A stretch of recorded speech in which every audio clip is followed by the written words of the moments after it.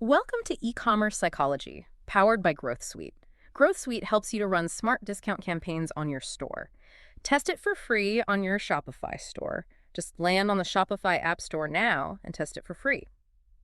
Today, we're diving into a really interesting psychological approach. We're going to see how you, as someone focused on growing your e-commerce business, can use it. Use it to build stronger customer relationships and, potentially see a real uplift in your email conversions.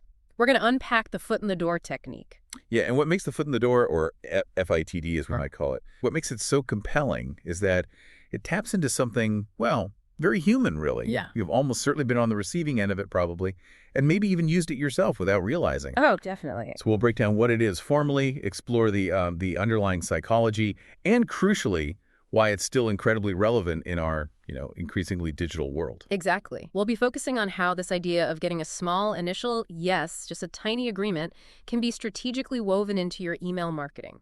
Right. And we'll also connect it to the core principles of effective email sequences and see how this technique can maybe help overcome some of the big hurdles we all face, like, those crowded inboxes. Oh, yeah. And just the basic need to build genuine trust with our subscribers. Absolutely. So the foot in the door technique, at its heart, it's a method of persuasion. It involves starting with a small request, something really easy for someone to agree to, Okay. and then, only after they've agreed, following up with a larger related request. This wasn't just some random idea either. It was first studied pretty rigorously back in 1966 by psychologists Friedman and Fraser. They were looking at face-to-face interactions originally. Right, 1966. Yeah, but what's fascinating is how powerfully this principle translates to the digital realm, particularly within email sequences. So it's all about getting that initial little commitment, that small yes, to sort of pave the way for a more significant one down the line. But what's the core psychological driver? Why does this work so well? Well, there are a couple of really key psychological principles at play here. The first one is something called cognitive consistency. Cognitive consistency. Yeah, as humans, we generally strive to maintain a sense of internal harmony, between our beliefs, our attitudes, and our behaviors. So once someone has agreed to a small request, saying no to a subsequent related request can actually create a feeling of psychological discomfort. It feels inconsistent. That totally resonates. Yeah, we want our actions to align with how we see ourselves. It feels off when they don't. Precisely. And the second principle is self-perception theory. This is the idea that we often look to our own past behaviors to understand our attitudes and traits. So if you've just said yes to a small, helpful action, you might subconsciously start to see yourself as someone who is helpful, or maybe someone who is interested in this particular topic. Oh, okay. And that subtle shift in self-perception makes you more likely, then, to agree to a larger request later on. It's quite different from other techniques like the door-in-the-face approach. Right, where you start huge and then back down. Exactly. This is much more gradual. Right, that makes sense. And in considering how just bombarded our inboxes are every single day, this more subtle kind of step-by-step approach feels like it could be a real advantage, actually. Absolutely. In digital marketing, and especially with email, building that rapport and trust incrementally is often far more effective than, hitting people over the head with aggressive sales pitches right away. Yeah. The FITD technique lets you build that momentum without overwhelming your subscribers.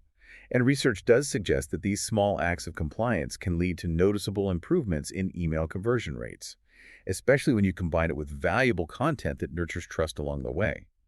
Given the increasing demand for more personalized, less intrusive marketing, FITD offers a really sort of elegant way to guide subscribers towards the actions you want them to take.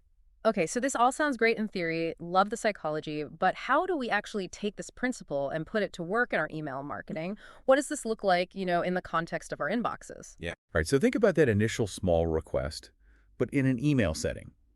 Instead of asking someone, on the street to sign a petition, Yeah. your first small ask in an email could be something as simple as clicking a link to read an interesting article, or maybe answering a quick poll question, just one click, or even just confirming their email preferences. Okay, really low friction stuff. Exactly. Right? Every little yes, whether it's just opening the email, clicking a specific link, or what we might call a micro-conversion, it signals a degree of engagement, and it makes them psychologically more receptive to a slightly larger request down the line. Now, timing is really critical here.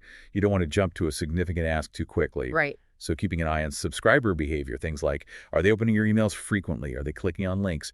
That can give you good clues about when they might be ready for that next step. So what are some tangible examples then? What could these small initial asks actually look like for an e-commerce business in their emails? Okay, there are a number of really effective options you could consider. First, maybe survey participation, Okay. but keep it simple. A single question survey, maybe asking about their preferences or a recent experience, like, did you find what you were looking for today? Yes, no. It fosters involvement, makes them feel heard. Simple, yeah. Or content consumption. Offer a valuable free resource, maybe a highly specific guide, an insightful blog post, or a short, engaging video that solves a problem they likely have. Like a quick tutorial or something. Exactly. For, say, a store selling baking supplies, it could be a short video on troubleshooting common cookie baking mistakes. Low commitment, high value, warms them up. Nice. What else? Social engagement. Sometimes asking them to simply follow or maybe share one of your social media posts is actually an easier initial step than asking for a purchase or even an email sign-up sometimes. Interesting. And finally, preference setting. Encouraging new subscribers, maybe right in the welcome email, to set their content preferences or email frequency. It gives them control, makes them feel invested. That small act of personalization can go a surprisingly long way. Okay. Those are great examples. And once they've engaged with one of these smaller asks, that's when we can more confidently introduce something a bit more significant. Exactly. Once they've responded positively to that initial low-commitment action, your subsequent emails can then, more confidently ask for something like signing up for a free trial, maybe requesting a personalized quote, or even making a small initial purchase with a special introductory offer. Right. The key phrase here is gradual escalation of commitment, and you need appropriate time gaps in between to allow that trust and familiarity to build. Don't rush it. Makes sense. And it's really crucial that each email maintains a consistent framing and tone. It needs to align with the subscriber's evolving perception of your brand as, helpful and trustworthy. This all sounds incredibly practical. Okay, so let's get down to the nitty-gritty. What are some specific tactics we can use within the emails themselves? Let's talk crafting compelling subject lines, the actual content of the email, and maybe what the experience should be like after someone clicks. Great points. Your subject line is, in essence, your very first small request. Yeah. Open me. Right. Yeah, true. So to make this initial ask easy to say yes to, keep your subject lines concise, maybe intriguing, definitely focused on the benefit to the reader. A/B testing different subject lines that hint at a small commitment can be really insightful. Like what? Something like a quick question about your coffee preferences, or maybe your thoughts on our new blog post. These often outperform more direct, sales-oriented subject lines when it comes to just getting that initial open. Okay, that makes sense. Just making that first hurdle as low as possible. What about the actual body of the email itself, the content? Okay, within the email content, you want to strategically implement gradual calls to action, CTAs. Start with that tiny commitment we talked about, a simple click on a link to read the full blog post, participate in that one-click poll, download the free checklist. Got it. Subsequent emails can then build upon this initial engagement, leading to slightly larger requests. Use a clear visual hierarchy in your email design. Make the main ask stand out, sure, but in a way that doesn't feel aggressive or pushy. And the surrounding content should always support that small initial step and provide genuine value. Don't just ask, ask, ask. Right, balance is key. Exactly. Incorporate subtle psychological cues, too. Use a friendly, empathetic tone. Explicitly state how easy the next step is. It only takes 30 seconds. And always remember to balance your requests with valuable content to keep subscribers feeling like they're getting something good in return for their engagement. And what about the experience someone has after they click on that initial small CTA, the landing page they arrive on? That seems pretty crucial too. Oh, absolutely critical for maintaining the momentum of that initial yes. It needs to be a seamless continuation of the promise made in the email. Okay. So, for example, if your email offered a quick survey, the landing page better present that single, easy-to-answer question, not suddenly hit them with a lengthy 10-question form. Right, that would kill the momentum. Totally. Keep forms simple. Or if you do need more information, maybe break them down into multiple manageable steps. Yeah. Keep that feeling of a small, achievable request going. And then, once they successfully complete that initial micro-commitment on the landing page, you've earned more psychological capital. You can then more naturally introduce a slightly more substantial request or maybe a relevant product pitch leveraging their prior compliance. Okay, that flow makes a lot of sense. Can we walk through a few specific examples of how this foot-in-the-door approach might play out in different real-world e-commerce scenarios, like maybe lead generation versus aiming for a direct sale? Absolutely. Let's look at a few common e-commerce models. First, lead generation sequences. Imagine you're trying to build your email list. You might start with a really low-friction offer, like download our free guide to choosing the right skincare routine. Super easy, yes. Right. Once they download that guide, that's the small yes, your follow-up emails could then maybe offer access to a short, free video training series on applying those tips. Increases their engagement. Okay, slightly bigger ask. Slightly bigger, still valuable. The subsequent ask could then be an invitation to a free webinar or maybe a consultation to get personalized advice. Yeah. And then the final stage might be an offer for a premium skincare product or perhaps a more in-depth paid program. See the progression. Yeah, step by step. What about something like sauce, free trial to paid conversion? Great example. For a sauce business, the initial small ask is almost always signing up for that free trial. Yep. But the subsequent emails in the onboarding sequence shouldn't immediately push for the sale. Instead, they should focus on guiding the user through key features, highlighting the tangible benefits they're getting during the trial, offering helpful tips, resources. Getting them invested? Exactly. Getting them invested by taking small actions within the product. By the time the trial is nearing its end, the user has already put in time and effort learning the platform, experiencing its value through those small steps.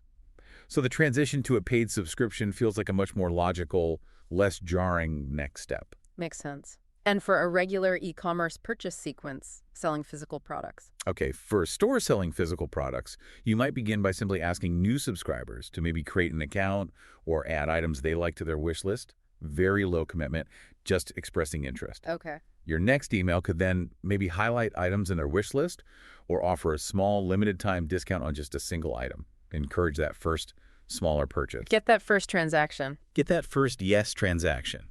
Once they've made that smaller purchase, future emails can then focus on showcasing related products, offering discounts on larger orders, or encouraging repeat purchases. It feels more natural now, even with abandoned shopping carts. A re-engagement email offering free shipping or just a small percentage off the items already in their cart can be seen as another easy initial step back towards completing the purchase. It's FITD again. That's a great point about abandoned carts. So how do we actually know if this foot-in-the-door strategy is, making a difference? What are the key things we should be measuring to gauge its effectiveness? Right, measurement is key. There are several really important key performance indicators, or KPIs, to keep a close eye on. First, the initial compliance rate. This is just the percentage of subscribers who actually respond to your very first small ask, clicking the link, answering the poll, whatever it is. Okay, how many say yes at step one? Exactly. Yeah. A healthy rate there suggests your first step is well aligned and easy enough. Then look at sequence progression metrics. Track how many subscribers successfully move from one email or one action in your FITD sequence to the next designated action. If you see a huge drop-off at a particular stage, especially after an ask that might be perceived as too big or maybe came too soon, it's a strong signal you need to reevaluate that specific step. Maybe the value wasn't clear or the jump was too large. Gotcha. What else? Time to conversion.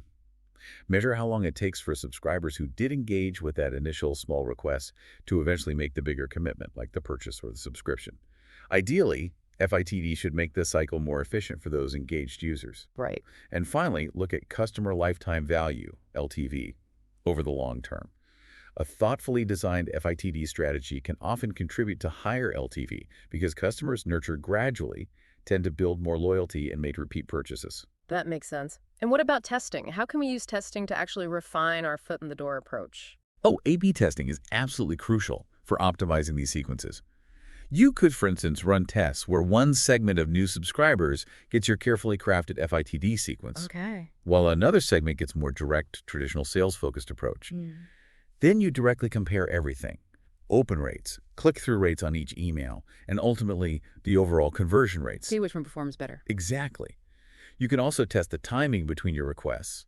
Does waiting a day work better? 2 days, maybe even longer between certain steps? Test it. And segment your audience too. Different groups, maybe based on how they signed up or past purchase history, might respond more favorably to different types of initial asks or different speeds of escalation. Right. Personalize the sequence. Precisely. Yeah. And one last point on measurement. Try to explore using multi-touch attribution models. These can give you a much clearer picture of how each individual email, each small step in your sequence, actually contributes to the final conversion. Ah, because a simple last-click model might undervalue those early small wins. Exactly. Those initial micro-commitments might look like they did nothing if you only look at the last click, but they were essential in getting the user to that final step. Multi-touch helps you see that whole journey. That's a really important consideration. Okay, before we wrap up, it feels important to touch on the ethical side of using persuasive techniques like this. What are some best practices we need to keep in mind? Absolutely a vital point. Transparency and consent are paramount. Always be clear with your subscribers about what data you're collecting, how you intend to use it. Don't get creepy or overstep privacy boundaries just to get compliance. That destroys trust instantly. Yeah, bad move. And make it easy, always, for subscribers to opt out or adjust their preferences. They need to feel in control. And the value exchange needs to feel fair. Yeah, right? absolutely. As you increase your requests, you must ensure you're providing increasing value in return, whether that's more in-depth information, exclusive discounts, better features, whatever it is.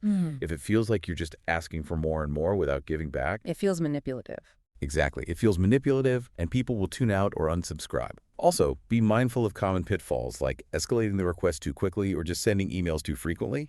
That leads to subscriber fatigue. Watch your metrics if you see unsubscribed spike after a particular request. Be prepared to adjust your sequence. Listen to the data. Okay, so be persuasive, but be ethical, transparent, and provide real value. That's the core of it. The foot-in-the-door technique, when implemented strategically, ethically, and with a focus on providing value at each step, can be a really powerful tool. It helps build genuine engagement with your email subscribers and effectively guides them towards those more significant commitments.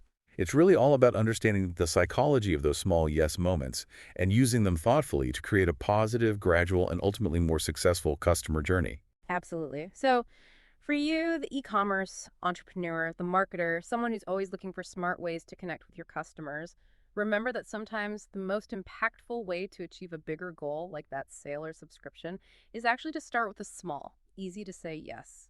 Think carefully about how you can thoughtfully integrate these micro commitments into your email sequences, build stronger, more trusting relationships, and ultimately drive meaningful growth for your business. This has been e-commerce psychology, powered by Growth Suite. Growth Suite helps you to run smart discount campaigns on your store. Test it for free on your Shopify store. Just land on the Shopify App Store now and test it for free.